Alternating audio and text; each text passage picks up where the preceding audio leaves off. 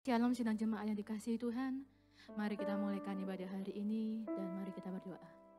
Terima kasih Tuhan Yesus, terima kasih Allahku. Engkau yang sungguh baik Tuhan dalam kehidupan kami Yesus. Engkau masih memberikan kami Tuhan kesempatan untuk beribadah bersama Tuhan hari ini Tuhan. Ini semua karena kasih karunia-Mu Yesus. Engkau yang urapi setiap kami Tuhan. Kami rindukan hadirat-Mu Tuhan hadir di tempat ini Yesus. Hadir mengurapi setiap hati kami Tuhan. Karena kami memerlukan Engkau dalam setiap kehidupan kami Yesus. Terima kasih Tuhanku, terima kasih. Engkau yang tolong kami semua Tuhan, ibadah dari awal pertengahan hingga pada akhirnya Tuhan, Engkau yang mengurapi Tuhan, Engkau yang memberkati Yesus. Kami juga berdoa Tuhan untuk sedang jemaat yang masih perjalanan ke tempat ini Tuhan. Engkau yang tibakan di tempat ini dengan keadaan selamat, tidak kekurangan suatu apapun. Begitu juga dengan jemaat-Mu yang beribadah online dimanapun mereka berada Tuhan. Biarlah mereka juga merasakan hadirat yang sama Tuhan di hati mereka Yesus. Terima kasih Tuhan, terima kasih Allahku. Kami siap memulai ibadah kami Tuhan. Engkau yang urapi Tuhan dari awal pertengahan kepada akhirnya. Dalam nama Tuhan Yesus Kristus. Haleluya. Amin. Mari kita semua menyembah Tuhan. Kita dekatkan hati kita kepada Tuhan. Rasakan hadirat Tuhan hadir di tempat ini. Terima kasih Tuhan. Kami rindukan Engkau Yesus. Sungguh kami membutuhkan Engkau Tuhan. Haleluya. Kerinduanku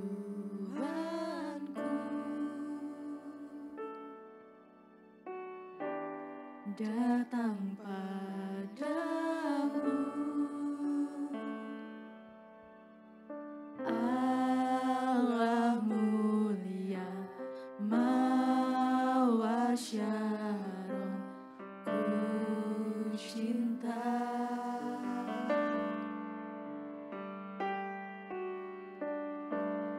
Kaulah Rajaku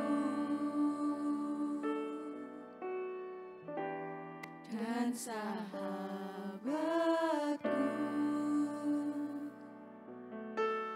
terindah, termanis Engkau bagiku.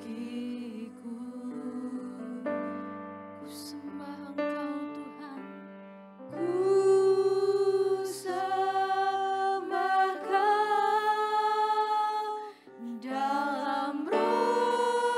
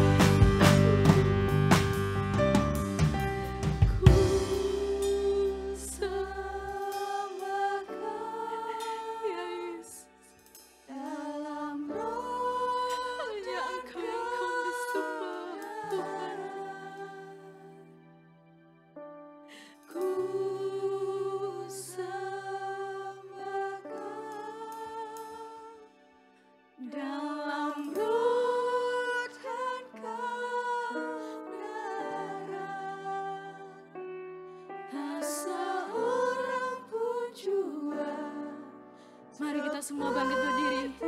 Mari kita nyanyikan ini dengan hati kita. Katakan ku sembah Engkau Yesus. Ya,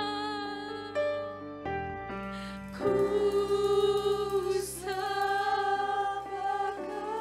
Amin, amin Yesus.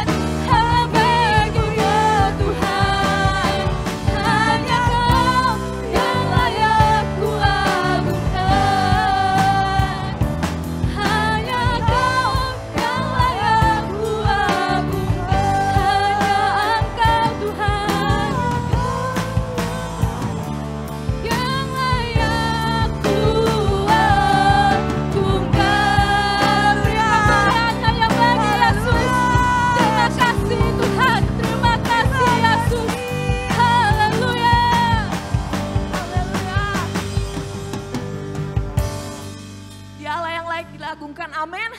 Sebab Dia adalah Allah yang besar. Haleluya. Kau terbesar dan mulia, ajaib semua perbuatanmu. Kau terbesar dan mulia,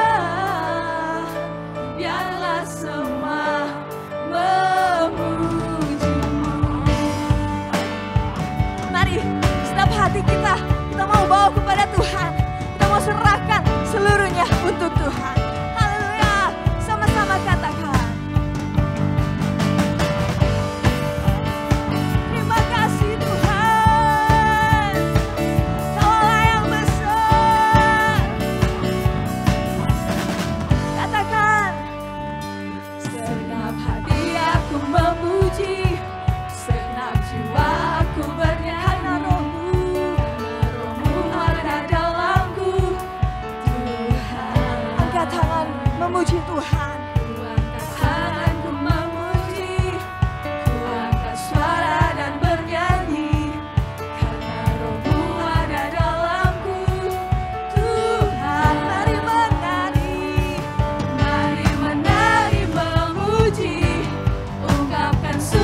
sukacita di hati.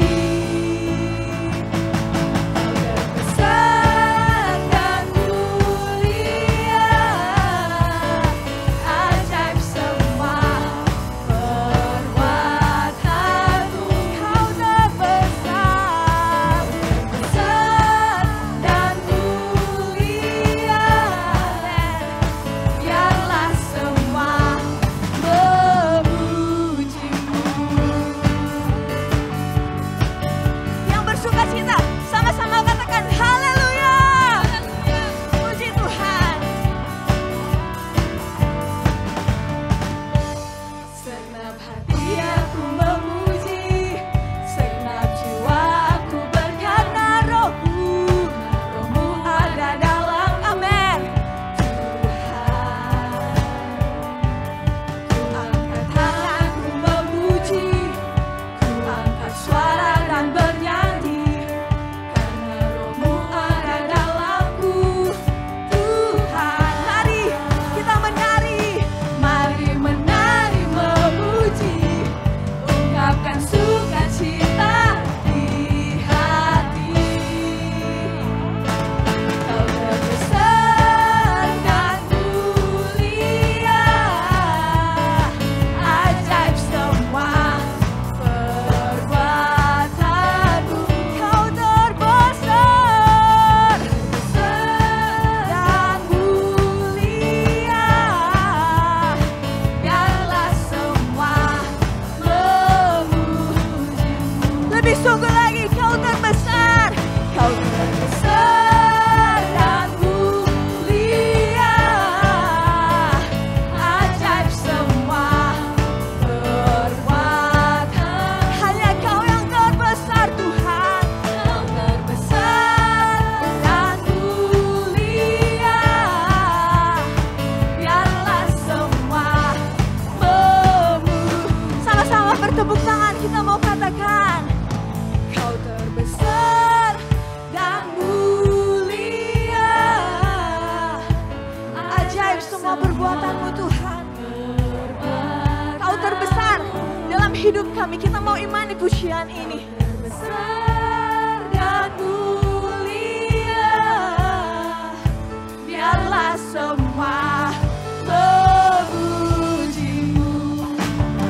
Kau terbesar dan mulia, ajaib semua perbuatanmu. Sungguh Dia yang terbesar dan mulia, biarlah semua memujimu, biarlah semua memujimu.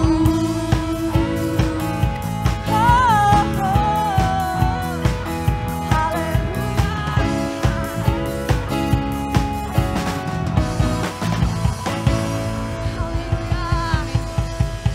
Sedang jemaat dipersilakan duduk kembali. Kita semua pasti memiliki pergumulan. Apapun pergumulan kita harus percaya bahwa rancangan Tuhan tidak pernah gagal dalam hidup kita. Walaupun kita mungkin belum tahu apa yang harus kita lakukan, dekatkan diri kita kepada Tuhan. Tuhan yang akan menjadi pelita dalam setiap langkah kita. Yakinlah bahwa kuasa Tuhan sungguh besar. Ya Yesus, ajar kami Tuhan.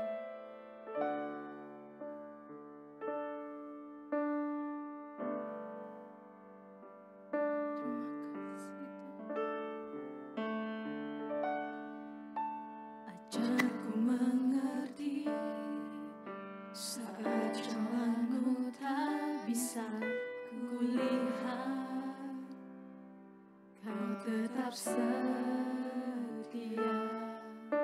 Ingatkanku lagi, hidupku ada di dalam tanganmu. Rancanganmu Tuhan, indah dan mulia. Tuhan tak pernah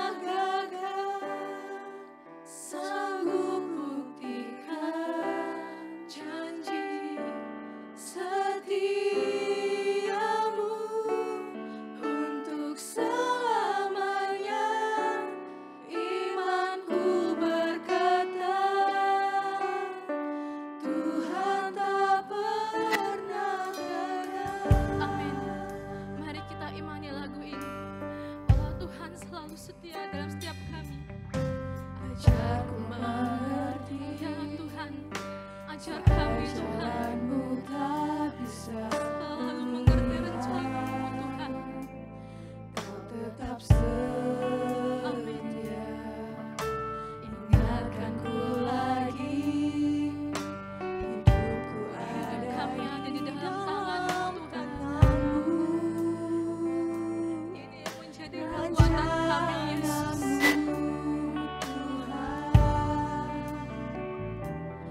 Indah dan mulia, Tuhan tak pernah gagal, sanggup buktikan janji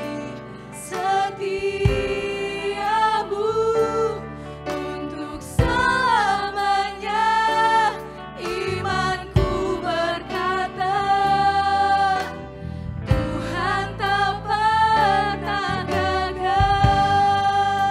Mari kita semua bangkit berdiri. Kita sama-sama nyanyikan lagu ini dengan kekuatan hati kita. Ajarku mengerti, Ya Yesus, saat jalanmu tak bisa pulih, Kau Allah yang selalu setia di pihak kami Tuhan. tetap setia. Amin. Ingatkanku lagi, hidupku ada di dalam Yesus, tangan-Mu. terima kasih Tuhan. Rancangan-Mu Tuhan, indah dan mulia, Tuhan tak pernah gagal, sanggup buktikan janji setiamu untuk selamanya. Imanku berkata, Tuhan tak pernah gagal.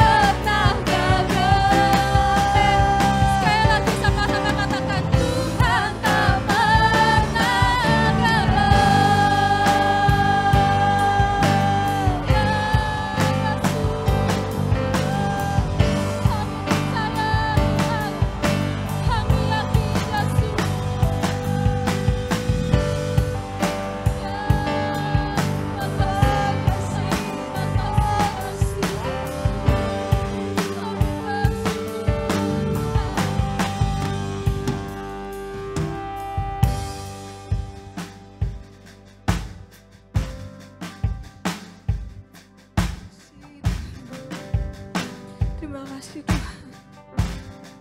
Kami percaya Kau Allah yang berkata, apa yang Kau katakan pasti terjadi Tuhan.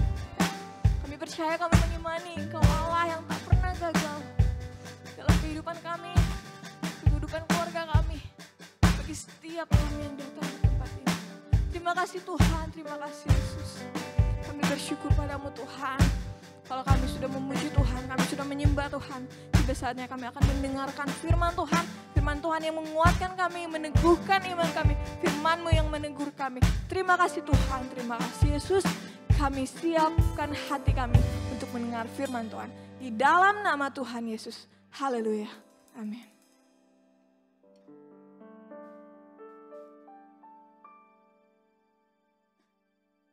Puji Tuhan. Haleluya. Selamat pagi jemaat Tuhan, baik yang beribadah secara onsite ataupun jemaat Tuhan dimanapun Anda berada yang beribadah secara online. Selamat menikmati berkat firman Tuhan. Seminggu ini saya cukup punya jadwal yang padat, sehingga untuk menyelesaikan firman Tuhan hari ini, saya harus lembur sampai tadi malam. Dan terima kasih kepada Tuhan karena setiap saya menyampaikan firman, saya selalu berbagi tugas dengan istri saya. Jadi setiap kali saya menyampaikan firman, itu selalu Sesa yang bikinkan PowerPoint. Jadi dia lebih lembur dari saya. Terima kasih Cinta. Saya mau ngomong sama Sesa dulu, terima kasih Cinta. Dan hari ini kita akan bicara tentang sebuah cinta, yaitu bukan cinta yang tertulis, tetapi cinta yang tertulus. Siapa nih yang sering dengar tentang cinta? Wah Om Hani, cinta itu makanannya anak muda. Woi, saya mau tanya, siapa sih yang sampai saat ini masih butuh cinta? Bisa angkat tangan? Yang masih butuh dicintai angkat tangan? Ya, saya juga. Setiap manusia butuh dicintai. Cinta itu bukan punya anak muda. Cinta itu enggak cuma miliknya anak muda. Tapi seringkali anak muda gila sama cinta. Ada cinta monyet lah, mungkin ada cinta kura-kura, saya enggak tahu ya. Maksudnya kalau suka hewan peliharaan kan dia cinta sama kura-kura dan lain sebagainya. Just joke. Tapi hari ini kita akan melihat bahwa cinta itu sebuah perasaan yang abstrak. Sebuah perasaan yang kalau kita bertanya pada seseorang, si A, dan bertanya pada si B, jawabannya belum tentu sama. Apa itu cinta? Kita nggak bisa berguru. Dan kalau kita melihat seseorang yang berhasil di dalam kehidupan cintanya, kita juga nggak bisa semudah itu mengcopy atau meniru kehidupan orang tersebut. Misalnya si A, orang yang kita kagumi, mencintai keluarganya dengan cara mengajak jalan-jalan. Kita terus ikut-ikut, wah aku juga enggak bisa, belum tentu. Kebutuhan tiap orang berbeda-beda dan sangat sulit. Cinta, sebuah kata yang sering kita dengar. Tapi enggak bisa dipungkiri. Bahkan sampai saat ini, mungkin kita enggak tahu apa makna cinta itu. Benar? Cinta, sebuah kata yang mungkin gampang diucapkan, gampang dituangkan melalui tulisan, hey sayang, hey babe, I love you, good night. Gampang banget sekedar tulisan, setelah nulis sudah lupa. Cinta yang tertulis, hey, cinta yang dituliskan baik melalui kata-kata yang dikirim melalui surat, melalui message, atau yang disampaikan secara verbal. Tetapi hanya cinta yang tertulis. Cinta sebuah kata yang mungkin sering diucapkan, tetapi kita sampai saat ini sulit untuk mewujudkannya. Itu cinta. Dan ngerinya saat kita berbicara cinta, misalnya saya kepada istri saya, itu bisa sangat dipengaruhi oleh mood kita. Kalau saya lagi disenengkan sama Sesa pagi-pagi, dibuatin kopi, kopinya enak, langsung kok silakan minum. Wah, I love you sayang. Tapi kalau pagi-pagi dia begitu sibuk sampai lupa menyapa saya, mungkin saya nggak ingat akan cinta itu lagi. Itu bahaya. Itu sangat bahaya. Cinta yang dunia saat ini lakukan, yang sering kali manusia berikan, adalah cinta yang dipengaruhi oleh banyak hal. Oleh mood, oleh situasi hati, dan banyak hal lain. Tapi kita mau lihat kenyataan yang terjadi pada saat ini dalam next slide. Matius 24 ayat yang ke-12. Dan karena makin bertambahnya kedurhakaan, maka kasih kebanyakan orang akan apa? Akan apa? Menjadi dingin. Percaya enggak? Ini sudah dituliskan Alkitab 2000 tahun yang lalu sudah. Kita belum lahir, Alkitab sudah tulisin ini. Enggak dirubah, enggak direvisi. Tapi terjadi enggak? Hari-hari ini banyak orang sulit menemukan kasih. Banyak orang sulit menemukan cinta. Banyak orang tidak merasa dikasihi, tidak merasa dicintai. Begitu mudah orang di luar sana berbuat jahat. Tanpa peduli perasaan orang lain. Enggak mikirin lagi perasaan orang lain. Akhir-akhir ini kalau kita melihat di berita-berita, baik melalui media sosial ataupun kita membaca surat kabar mungkin. Ataupun kita melihat sendiri, mendengar sendiri. Begitu banyak terjadi kejahatan-kejahatan. Mulai dari apa? Pembunuhan. Bahkan sampai mungkin mutilasi kejam. Mulai kekerasan dalam rumah tangga. Kekerasan dengan orang lain.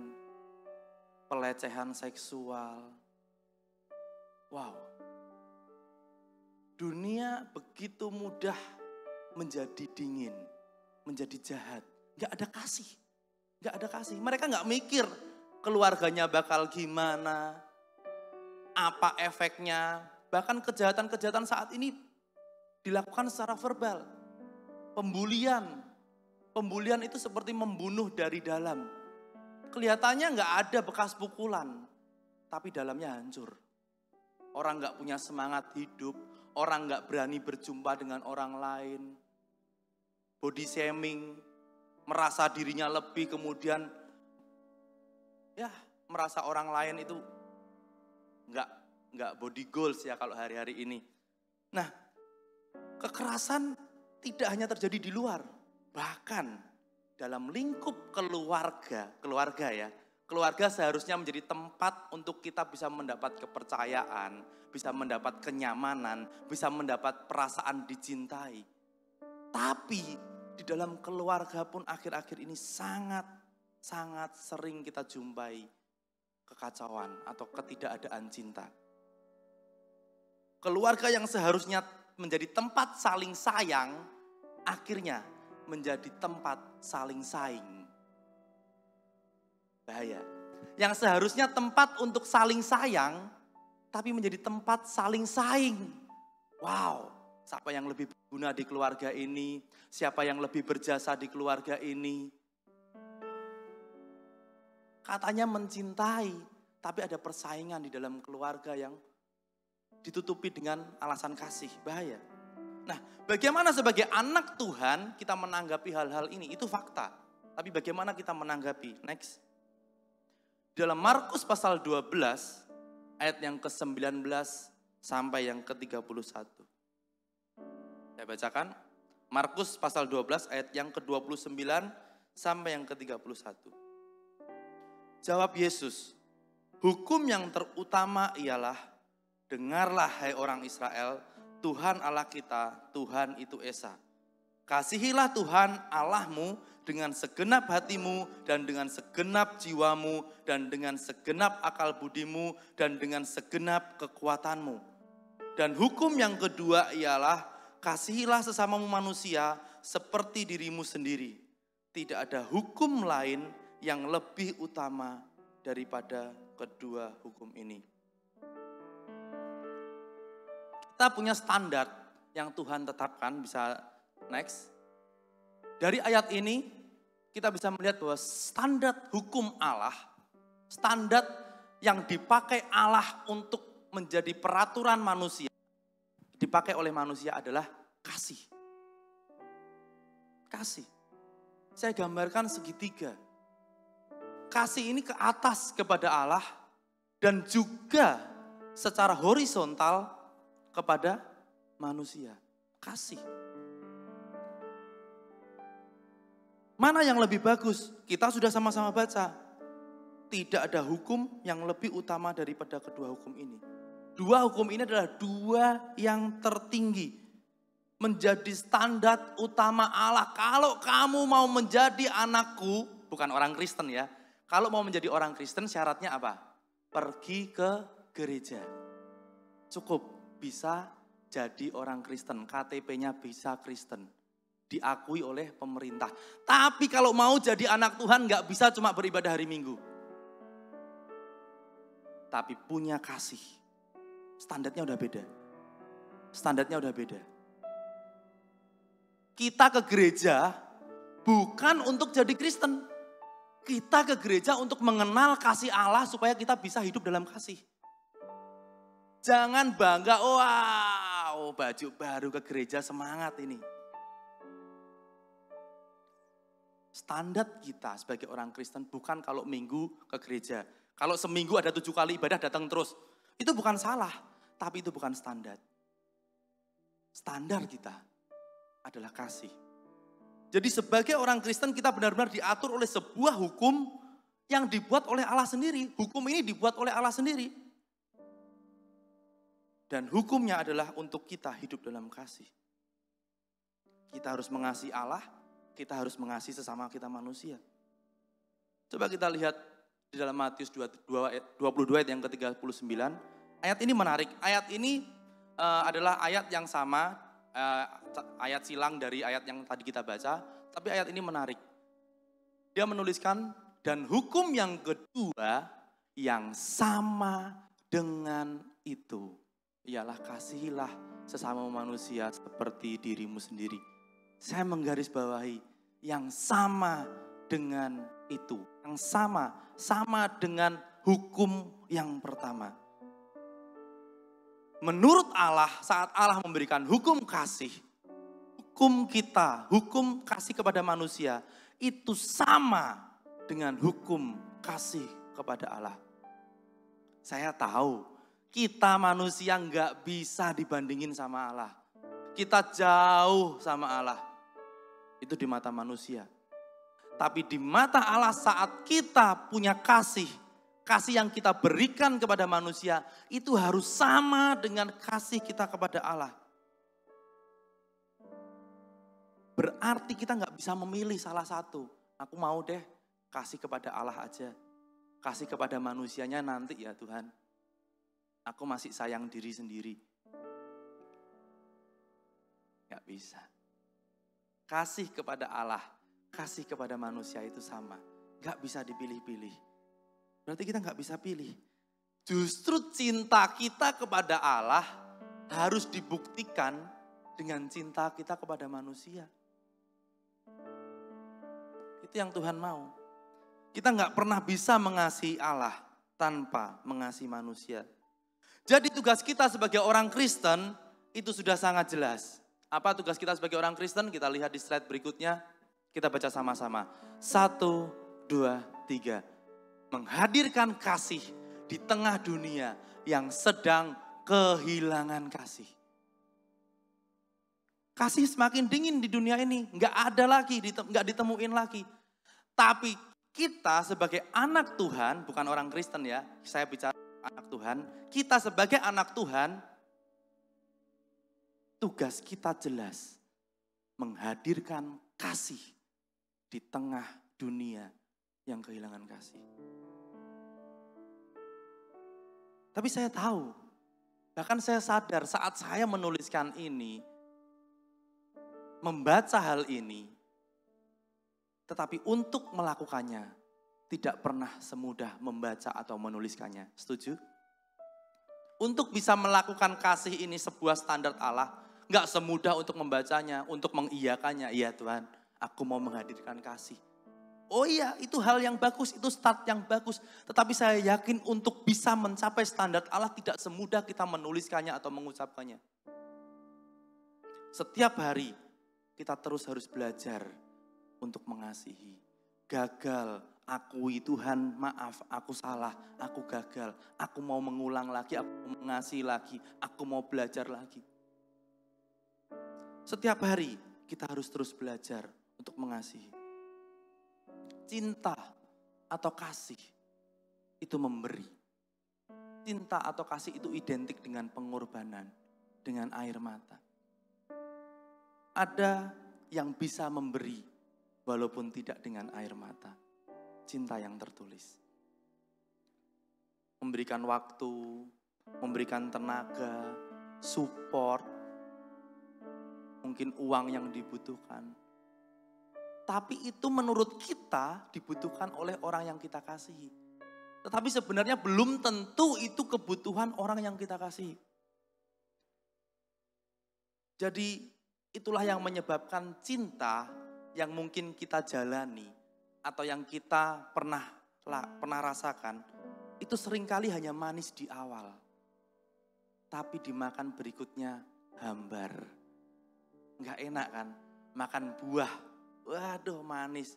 Dimakan agak bawah, kok hambar? Enggak enak.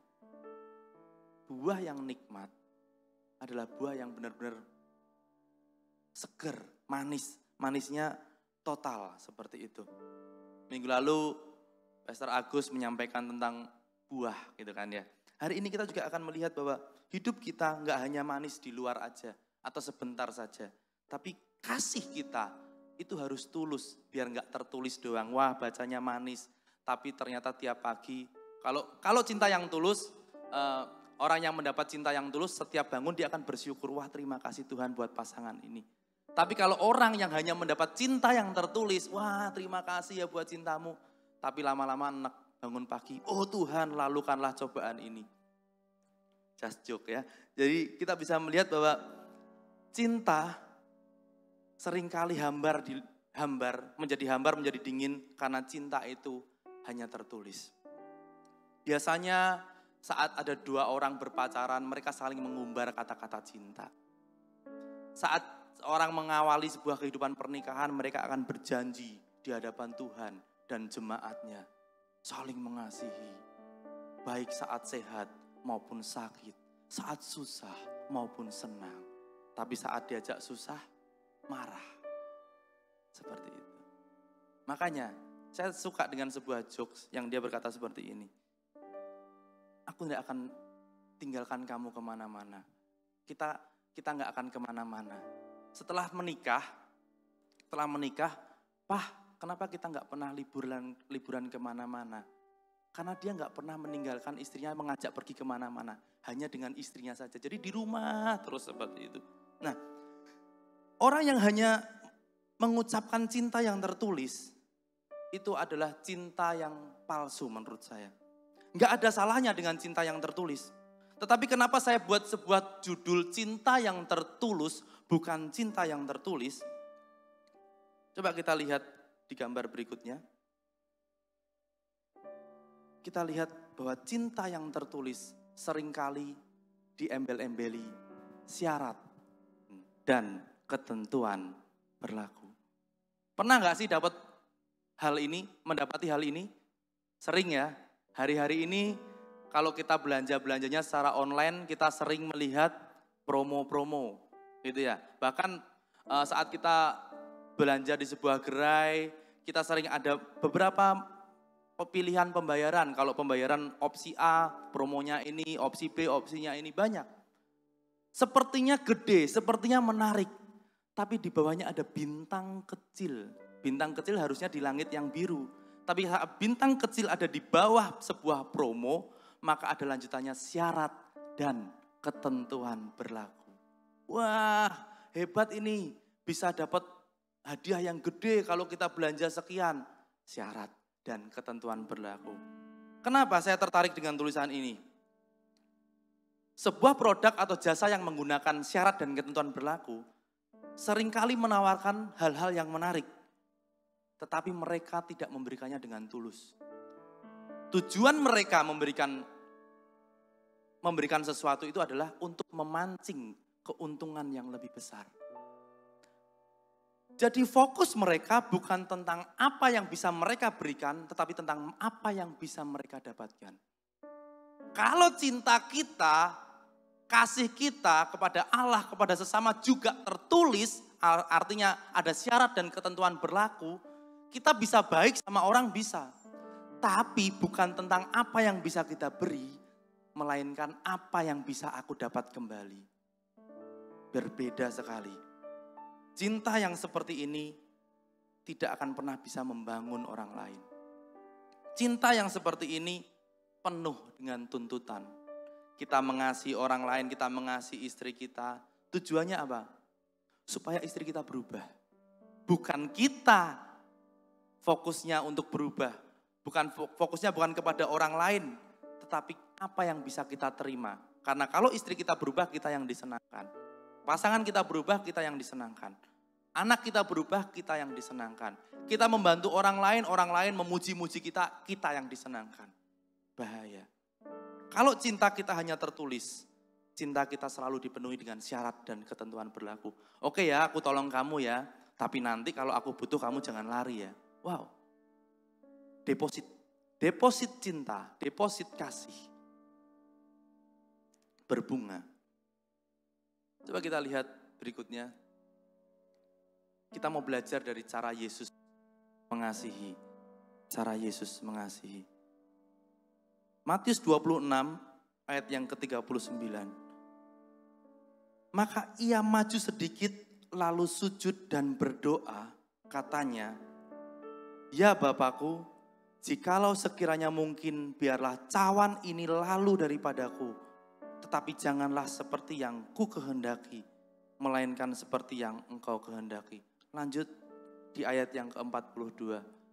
Lalu ia pergi untuk kedua kalinya dan berdoa. Katanya, ya Bapakku, jikalau cawan ini tidak mungkin lalu kecuali apabila aku meminumnya, jadilah kehendakmu. Kita tahu manusia jatuh dalam dosa dan Allah sudah berkata bahwa upah dosa adalah maut, kebinasaan. Sehingga semua orang yang berdosa harus membayarnya dengan kebinasaan. Tetapi Yesus diutus Allah karena Allah sangat mengasihi manusia, Bapa sangat mengasihi manusia, dia mengutus anaknya yang tunggal untuk menjadi manusia supaya apa? Supaya manusia Yesus bisa mati menggantikan kita. Sehingga upah dosa adalah maut itu tetap tidak dirubah. Tetapi bukan manusia yang membayarnya. Tetapi Yesus yang membayar bagi kita. Yesus gak pernah, ya udah deh kita restart, ulang deh hukumnya. Enggak. Yesus Allah sudah berkata bahwa upah dosa adalah maut. Allah pasti menggenapi. Tapi Yesus yang bayar buat kita. Dan untuk membayarnya itu kita bisa bayangkan bagaimana mengerikannya sesuatu yang dihadapi oleh Yesus. Dia memang Allah, dia memang berkuasa. Tetapi ingat, pada saat Yesus turun ke dunia sebagai manusia, dia lengkap dengan semua atribut manusia. Dia ngantuk, dia lapar, dia bisa marah, dia bisa sakit. Dan dia merasakan sakit yang begitu berat pada saat dia disiksa. Bahkan siksaan mentalnya itu, ngeri Tuhan. Dia menggantikan kita dengan begitu ngeri. Bapa kalau boleh lalukanlah cawan ini. Tapi dia tahu, kalau tidak mungkin lalu kecuali apabila aku meminumnya, jadilah kehendakmu. Itu cintanya Yesus. Luar biasa, saya setiap kali merenungkan hal ini, saya mendapati betapa mengerikannya situasi yang dihadapi oleh Yesus. Dia membayar tidak dengan hal yang murah. Dia membayar tidak dengan kealahannya, tetapi dengan kemanusiaannya. Dan dia bangkit dengan kealahannya. Tidak bisa dipisahkan ya. Kealahan dan kemanusiaan Yesus tidak bisa dipisahkan. Tetapi ini untuk menggambarkan betapa sakitnya Yesus.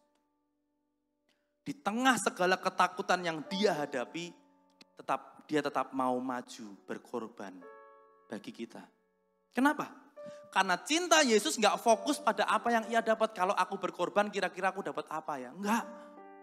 Tetapi cintanya fokus, kalau aku berkorban, manusia bisa diselamatkan.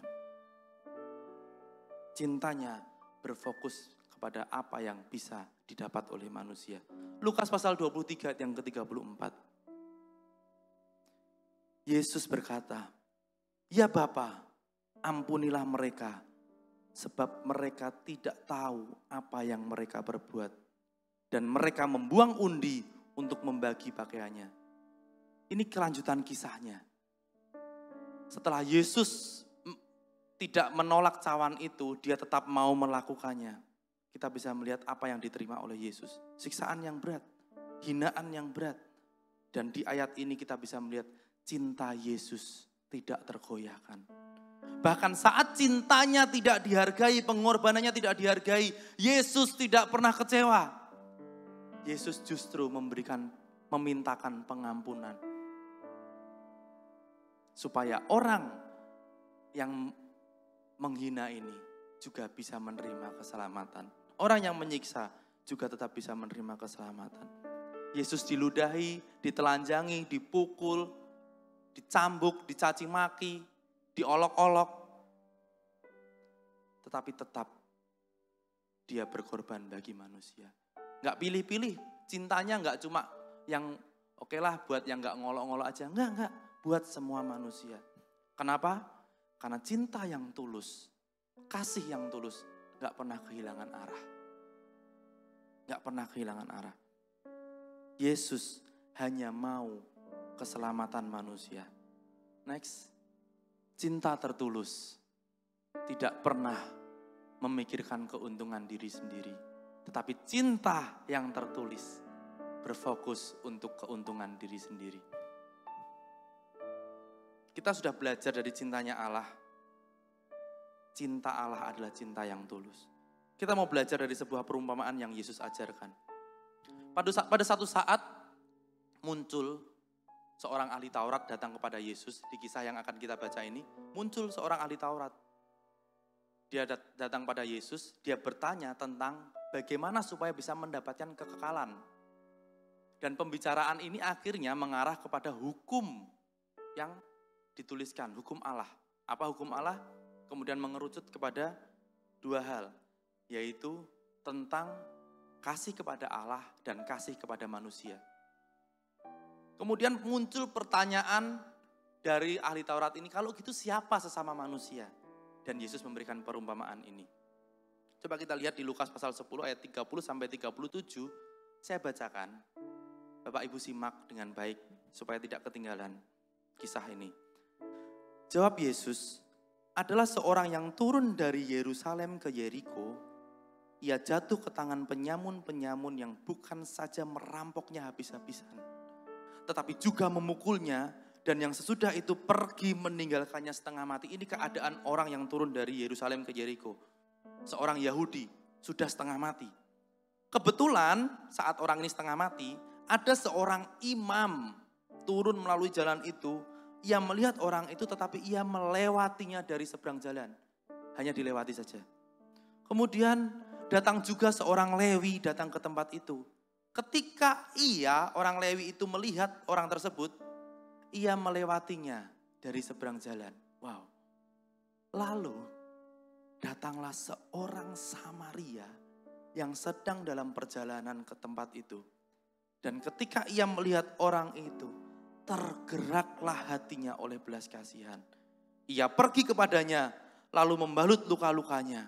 Sesudah ia menyiramnya dengan minyak dan anggur, kemudian ia menaikkan orang itu ke atas keledai tunggangannya sendiri, lalu membawanya ke tempat penginapan dan merawatnya. Keesokan harinya, ia menyerahkan 2 dinar kepada pemilik penginapan itu. Katanya, rawatlah dia, dan jika kau belanjakan lebih dari itu, aku akan menggantinya waktu aku kembali.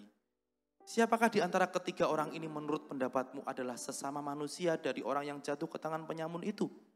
Jawab orang itu, orang yang telah menunjukkan belas kasihan kepadanya. Kata Yesus kepadanya, pergilah dan perbuatlah demikian. Kita bisa mengerti, sudah sering disampaikan bahwa orang Samaria adalah orang yang punya darah campuran. Artinya bukan orang Yahudi asli. Orang Samaria itu bukan orang Yahudi asli. Dan status mereka sebagai bukan orang Yahudi asli membuat mereka dipandang rendah oleh orang-orang Yahudi. Orang-orang Yahudi gak mau makan bareng dengan orang Samaria. Orang-orang Yahudi gak mau makan bersama dengan orang Samaria. Gak mau menerima mereka di rumahnya.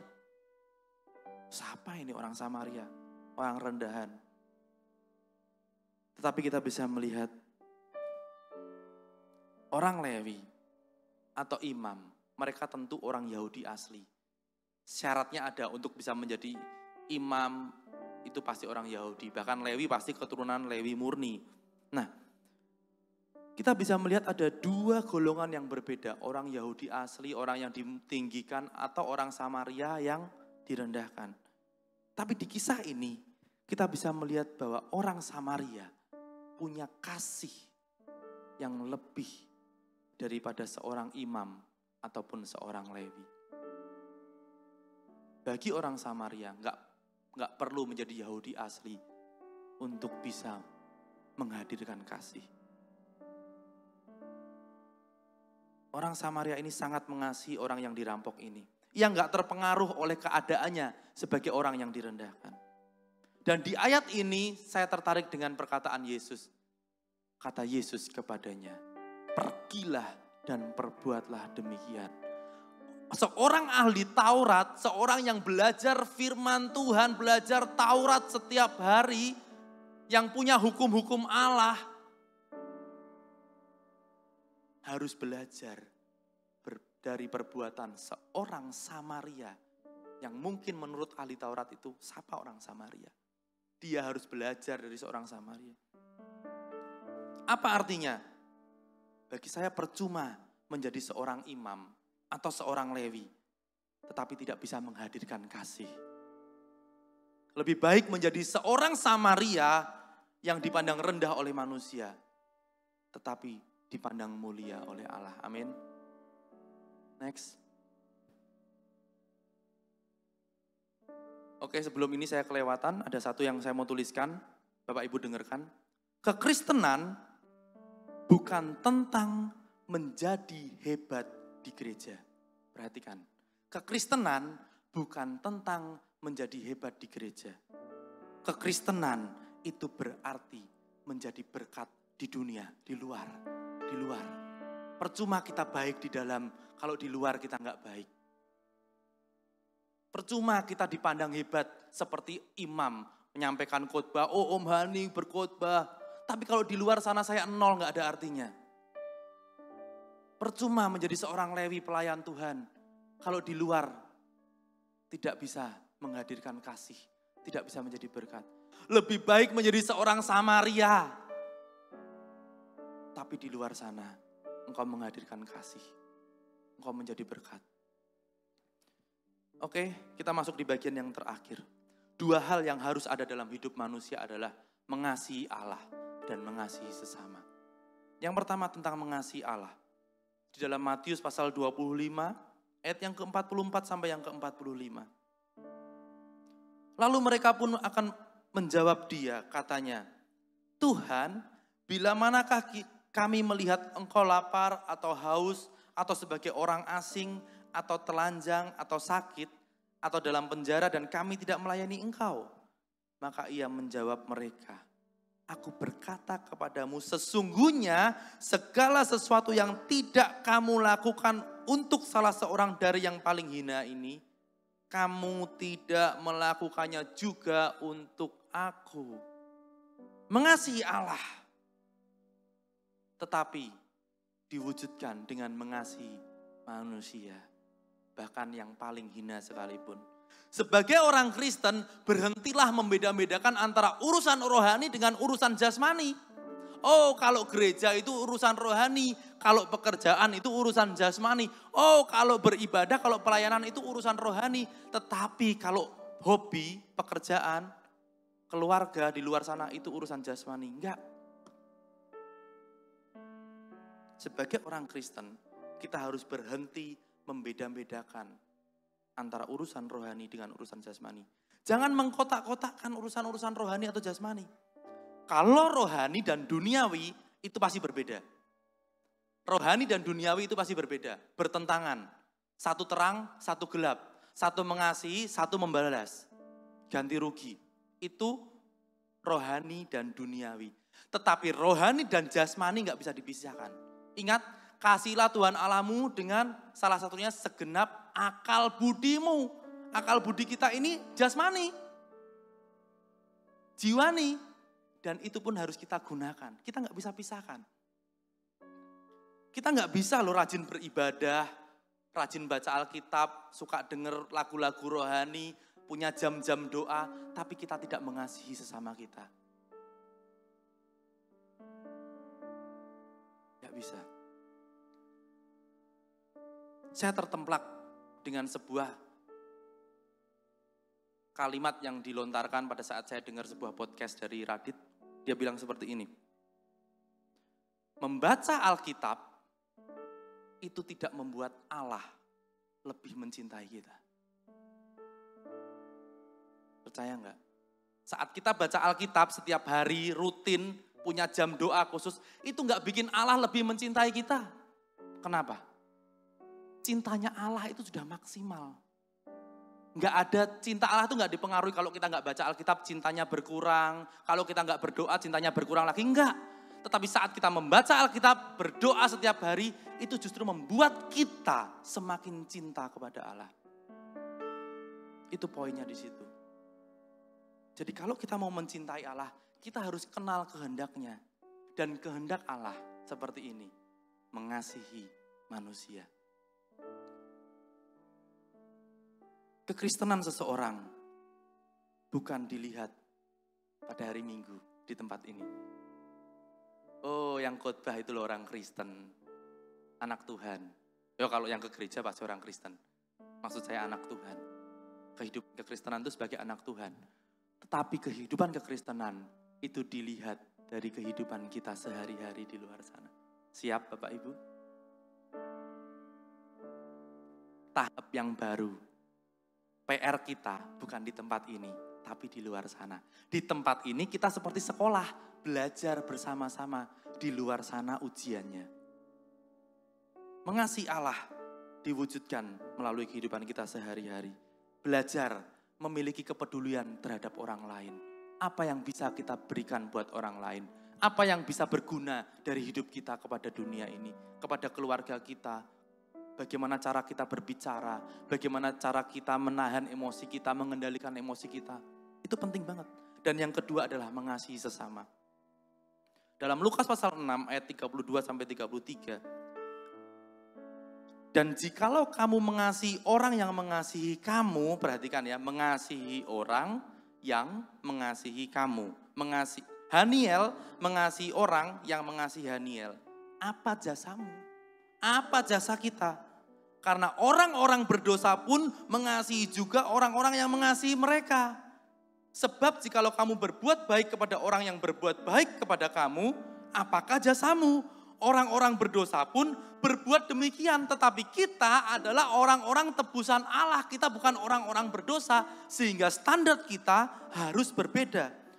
Saat Yesus memberikan hukum kasih, Yesus mau membawa kita hidup dalam standar atau level yang lebih tinggi. Yesus mau kita hidup dalam standar kasih yang tinggi. Standar kasihnya Allah. Bukan mengasihi orang yang mengasihi kita. Bukan berbuat baik kepada orang yang berbuat baik kepada kita. Tetapi mengasihi dan berbuat baik kepada musuh kita. Wow. Bagian terakhir, tamparan keras. Mengasihi Allah harus mengasihi sesama. Mengasihi sesama berarti mengasihi musuh. Siap enggak? Sulit enggak? Seharusnya kita berbuat baik bukan karena kita sudah diperlakukan baik. Bagi saya, perbuatan baik kepada orang yang sudah berbuat baik itu bukan kasih. Itu namanya terima kasih. Balas budi, benar? Itu balas budi, itu bukan kasih. Apa yang Yesus terima dari kita? Enggak ada, tapi Yesus korbankan nyawanya. Darahnya tercurah. Dan dia nggak dapat keuntungan apa-apa dari itu. Perbuatan baik kita harus ada pada standar yang lebih tinggi. Terakhir, Lukas 6 ayat 35 sampai 36. Tetapi kamu, kasihilah musuhmu dan berbuatlah baik kepada mereka dan pinjamkan dengan tidak mengharapkan balasan. Maka upahmu akan besar dan kamu akan menjadi anak-anak Allah yang maha tinggi. Sebab ia baik terhadap orang-orang yang tidak tahu berterima kasih dan terhadap orang-orang yang jahat. Hendaklah kamu murah hati sama seperti Bapamu adalah murah hati. Menjadi anak Tuhan berarti menjadi serupa dengan Kristus. Berarti kita harus menjadi seperti Bapa yang murah hati. Yesus mau kita berbuat baik kepada musuh kita. Kenapa? Next. Agar dunia yang telah kehilangan kasih bisa menemukan kasih Allah. Allah mau kehadiran kita ini bukan sekedar hidup menunggu antrian, nomor antrian untuk kembali pulang, enggak. Allah mau saat kita hidup di dunia ini, dunia melalui kehidupan kita, dunia yang telah kehilangan kasih itu bisa menemukan kembali kasih Allah.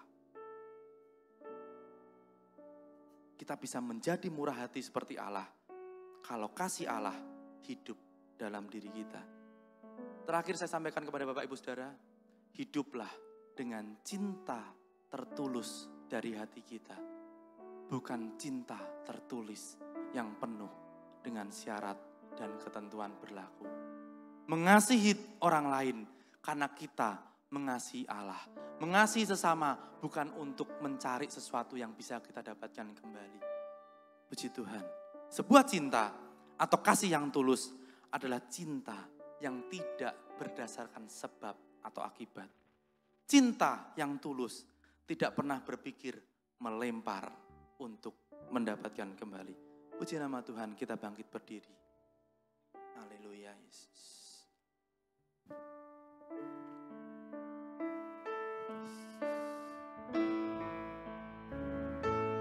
Bapa, sentuh hatiku, ubah hidupku menjadi yang baru, bagai emas yang murni. Kau membentuk bejana hatiku. Bapa, ajarku mengerti sebuah kasih yang selalu memberi, bagai air mengalir yang tiada pernah berhenti.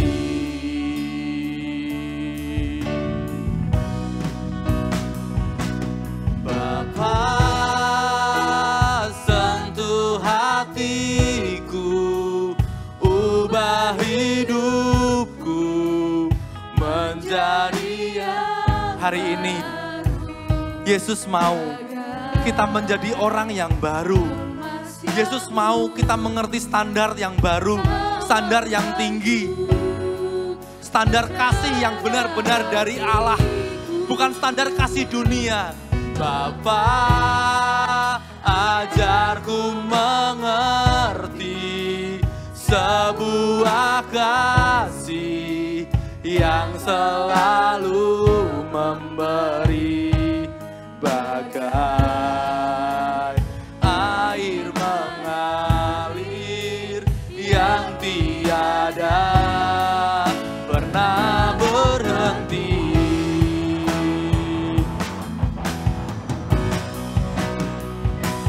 Bapa, sentuh hati.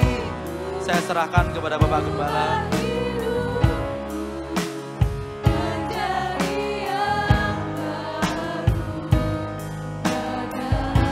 Katakan kepada Tuhan pagi hari ini, Bapa, sentuh hatiku, Jadikan aku ciptaan yang baru sesuai dengan hati-Mu.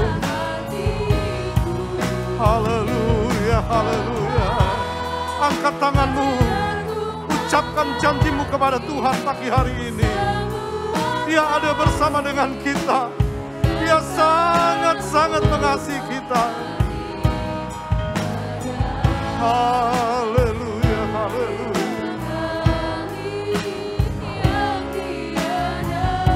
Mari katakan, Bapa, ubah hatiku. Sentuh Tuhan. Sentuh dengan firman-Mu. Sentuh kami Tuhan. Sentuh kami Tuhan, sentuh kami. Haleluya, haleluya. Bentuk kami Tuhan. Bentuklah kami Bapa, bentuklah kami. Supaya kami menyenangkan hati-Mu. Supaya kami hidup sesuai dengan rencana-Mu.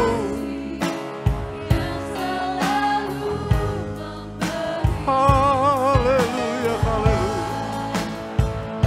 Terima kasih Tuhan.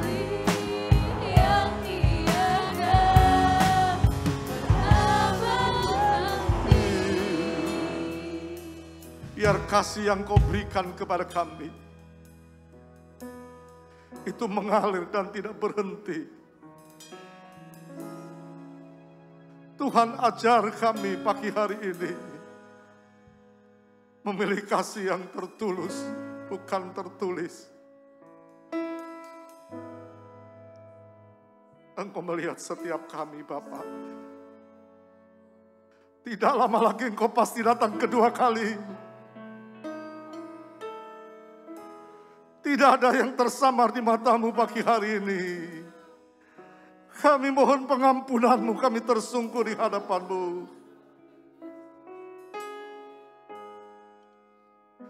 Kau melihat setiap kami itu.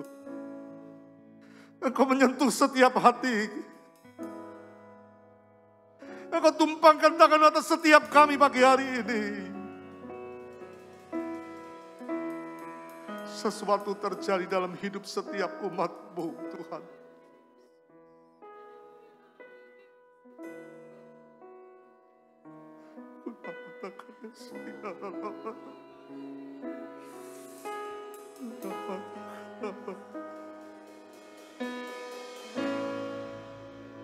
Nyir itu sedang diputar. Nyir itu sedang diputar. Dan Engkau ingin kandum-kandum yang berisi. Bentuk kami Tuhan, bentuklah kami. Isilah kami dengan kebenaran firman-Mu. Jadikan kami pelaku-pelaku sabda-Mu. Menghadirkan kasih di dalam dunia ini. Yang telah kehilangan kasih. Mereka akan menemukan kasih-Mu. Mereka menemukan kasih-Mu Tuhan. Melalui hidup setiap kami umat-Mu. Kami yakin kalau Engkau ditinggikan. Kalau Engkau dimuliakan setiap anak-anak-Mu. Maka Engkau akan menarik banyak orang datang kepada-Mu. Kami percaya Tuhan. Jadikan kami sesuai firman-Mu. Maka keluarga kami bawa kepada-Mu Tuhan. Terima kasih Bapa, terima kasih. Engkau melihat setiap kami. Engkau memberkati setiap kami. Engkau hadir dalam rumah tangga kami. Terima kasih Tuhan, terima kasih. Berkati hamba-Mu yang sudah menjadi berkat bagi kami semua. Terpujilah Engkau selama-lamanya. Sebentar anak-anak-Mu pulang. Kembali ke tempat masing-masing. Tapi firman akan terus mengikuti mereka. Firman akan terus ada dalam hidup setiap umat-Mu. Dan terus firman-Mu bekerja merubah setiap kami menjadi bencana yang indah di mata Tuhan. Segala hormat kemuliaan hanya bagi Engkau. Sekarang saudaraku yang dikasih Kristus, kita pulang dengan bawa berkat Allah Bapa, kasih sayang Yesus Kristus, dan persekutuan di dalam Roh Kudus, yaitu di dalam nama Tuhan Yesus Kristus pagi hari ini. Sampai Maranatha, Tuhan Yesus datang yang kedua kali. Semua yang percaya katakan, amin.